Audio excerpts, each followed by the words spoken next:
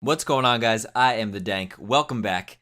Today, in keeping with my recent trend of reviewing WWE pay-per-views, we're going to review Payback 2013 pay-per-view.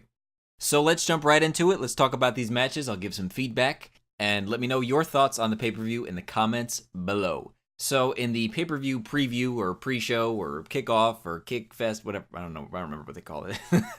Changing it around every time. Sheamus defeats Damian Sandow.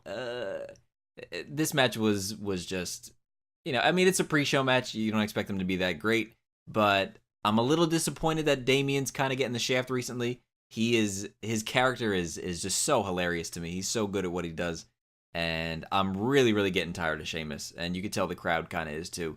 So, I'm not a big fan of this feud. Hopefully it's going to be kind of brushed off after this.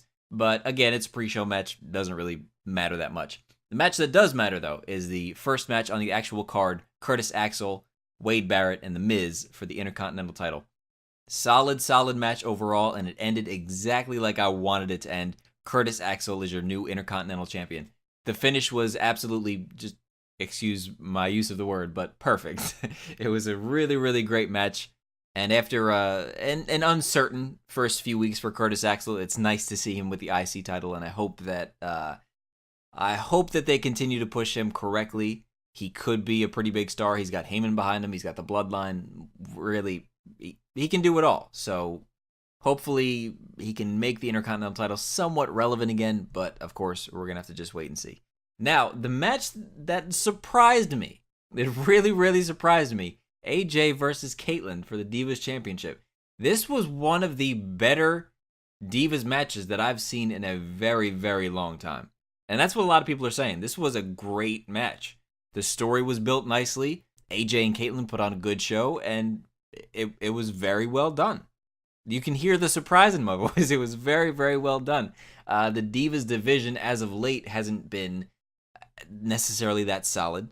So it was really nice to see a good match on the Divas side of things. And when all was said and done, AJ is your new Divas champion. So 2 matches right off the bat, 2 title changes. So that's pretty cool. Next up was Dean Ambrose versus Kane for the U.S. title. An absolute throwaway match. I was a little disappointed at the abrupt ending. They went with a count-out finish. Ambrose wins by count-out, but it's better than the Shield having to run in for a DQ again, because that was getting old, and that's going to start making them look weak. So I am still definitely enjoying Ambrose in somewhat of a spotlight. He's definitely the standout guy of the Shield, and, hopefully they keep pushing him. They're doing well with the Shield so far, and I hope they keep that up. Which brings us to Dolph Ziggler versus Alberto Del Rio for the World Heavyweight. Yo, look. If you've listened to any of my previous wrestling podcasts, you know I'm a pretty big Ziggler fan. I'm behind that dude 110%. And really? Really? You take the belt off him after, what, 1 title defense? 1? While I'm not a fan of the outcome of the match, as far as the decision, what I was kind of a fan of was the sort of double turn they had going on there. Towards the end of the match, you started to see Del Rio act a little more heelish. Of course, Ziggler was going to get the cheers and everything from the crowd because it's Chicago, but it really started to have a double turn feel to it. Del Rio was acting real heelish. Ziggler was on the comeback, and he started to look strong and looked like he might be able to pull it off. Just a very big role reversal, and I loved that. I thought that was great. It reminded me a lot of Austin and Hart from WrestleMania 13 when they did their double turn, and look where that took Austin. But you never know with WWE these days. I don't think it was like a full-on double turn. Del Rio is not a good face. I've said that for a while. I've never seen him as a babyface champion. It just doesn't work for him, honestly, I don't think. And I've been saying for a while that if they could find a good way to make Dolph a face, he could be huge. I think that could really give him a huge boost.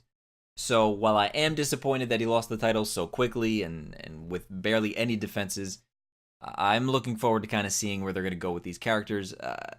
They need to add some more people to the heavyweight title picture because for the last, 4 or 5 pay-per-views now, it's been either Ziggler, Del Rio, or Swagger for like 5 pay-per-views straight. So it definitely needs to be something new thrown into the mix fairly soon. But Alberto Del Rio is your new world heavyweight champion.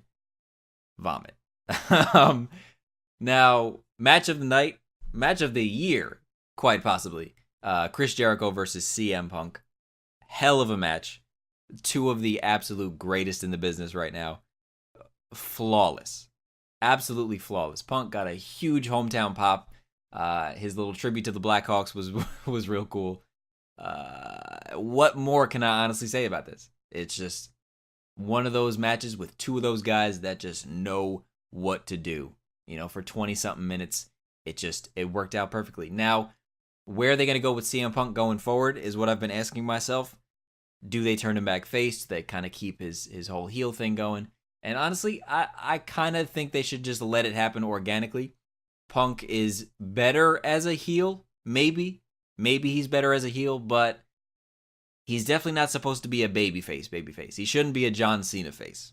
So if they can kind of find that, I mean, everyone makes this comparison. I know people get sick of it, but if they can find that little Austin area of being a face where, he can still be a badass, he can still talk shit to people, but they can still cheer for him. So that's where I'm kind of hoping CM Punk falls over these next few months, because I hope he's going to be around for a long time, but you never know with him. He seems like the kind of guy, he's a smart guy, he's a smart worker. He might say in a few years, you know what, that's done.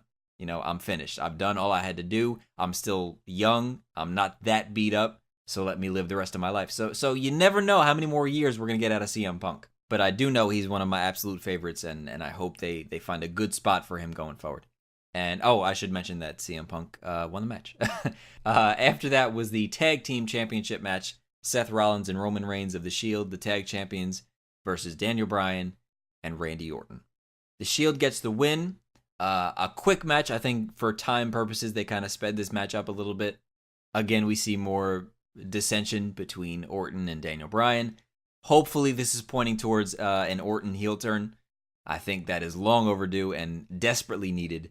And Daniel Bryan is over more than he's ever been. So I hope that they notice that and they continue to push him and give him a big spot going forward over the summer, which, there's rumors going around that it's going to be him and Cena at SummerSlam or something like that. So we'll see. We'll see how that goes. But to me, the main story is, or the main question is, are they finally going to turn Randy 100%? Because he needs that right now. He definitely needs that.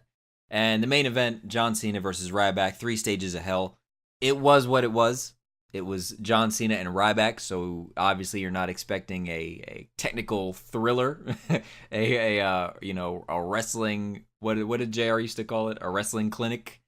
It's definitely not what this was, but there was a really cool spot where Cena jumped out onto all the lumberjacks, trying to get to Ryback. That was a pretty cool spot. The tables match went by pretty quick. I mean, you figured. See, these whole 3 stages of hell and 2 out of 3 falls, come on, it always goes to the 3rd fall. So I feel like during the tables match, that was kind of people's bathroom break, because you knew Cena was going to win the tables match and bring it to the ambulance match, which Cena ended up winning that one too. Overall, it's kind of what you would expect, like I said, from Cena and Ryback. Wasn't bad. It wasn't anything to write home about either, but this looks like probably the end of the Cena-Ryback feud. And John Cena is still on top of the WWE world, much to the chagrin of most of the WWE universe.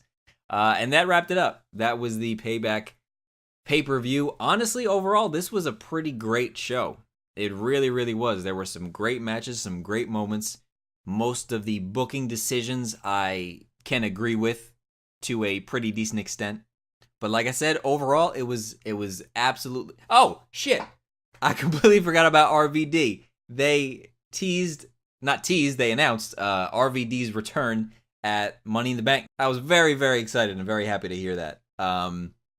So that's going to be pretty cool to see how that plays out going into Money in the Bank and after Money in the Bank. So be sure to look forward to that and look forward to more wrestling podcasts in the near future. Subscribe now if any of that interests you. And I've got some announcements coming real soon about separate podcasts, and subscribe right now. Make sure you stay up to date on all that stuff. Also, follow me on Twitter at IamTheDank.